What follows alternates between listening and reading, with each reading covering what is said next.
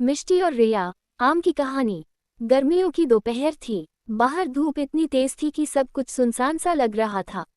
रिया आंगन में बैठी थी, हाथ में एक चमचमाता पका हुआ आम था। जैसे ही उसने पहला टुकड़ा खाया, आम का रस उसके गालों तक बह निकला। रिया बोली, मिष्टी, ये आम तो जैसे जादू है, इतना मीठा, इतना मजेदार। मिष्टी बोली, तुमने सही पहचाना रिया, आम को यूं ही फलों का राजा नहीं कहा जाता। चलो, आज मैं तुम्हें इसकी पूरी कहानी सुनाती हूँ। मिष्टी ने हवा में एक होलोग्राम खोला। उसमें आम के अंदर से चमकते पोषक तत्व निकले, vitamin A, vitamin C, fibre, potassium. Mishti बोली, आम सिर्फ स्वाद नहीं, सेहत भी देता है। यह आँखों, त्वचा और पाचन के लिए बहुत अच्छा है। रिया चौंकी, मतलब आम खाना सिर्फ मजे के लिए नहीं, सेहत के लिए भी है। मिष्टी मुस्कराए, बिल्कुल, ये है गर्मियों का सुपर फ्रूट। रिया ने आम का एक और टुकड़ा खाया और पूछा, मिष्टी, ये इतना मीठा कैसे होता है? इसमें चीनी डाली जाती है क्या? मिष्टी बोली, नहीं रिया, इसमें होता है फ्रुक्टोज, एक प्राकृतिक मिठास जो फल में खुद होती है। रिया ने आंखें फैलाईं, तो ये मिठास तो नेचर का तोहफा है। अब मिष्टी ने रिया को आम के सफर की झलक दिखाई, बीज, पौधा, पेड़ और फिर लटकते आम। मिष्टी बोली, एक आम के पेड़ को फल देने में सालों लगते हैं। किसान उसे पानी देता है, देखभाल करता है, तब जाकर हमें ये मीठा फल मिलता है। रिया ने सिर हिलाया, मतलब हर आम में मेहनत और धैर्य छुपा होता है। मिष्टी ने हवा में एक रंग बिरंगा होलोग्राम खोला, जिसमें भारत का नक्शा चमक उठा। मिष्टी बोली, रिया, भारत में सैकड़ों किस्मों के आम उगाए जाते हैं। हर इलाके का अपना खास स्वाद होता है। यही वजह है कि भारत को आमों का देश कहा जाता है। रिया मुस्कुराए और बोली, मतलब हमारे देश में हर आम की अपनी कहानी है, कितनी स्वादिष्ट और खास बात है।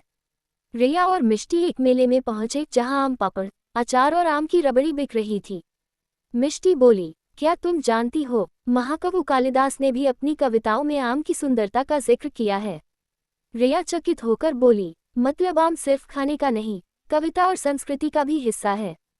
रिया ने जल्दी जल्दी आम खा लिए, फिर वह पेट पकड़कर बैठ गई। मिष्टी, अब पेट भारी लग रहा है।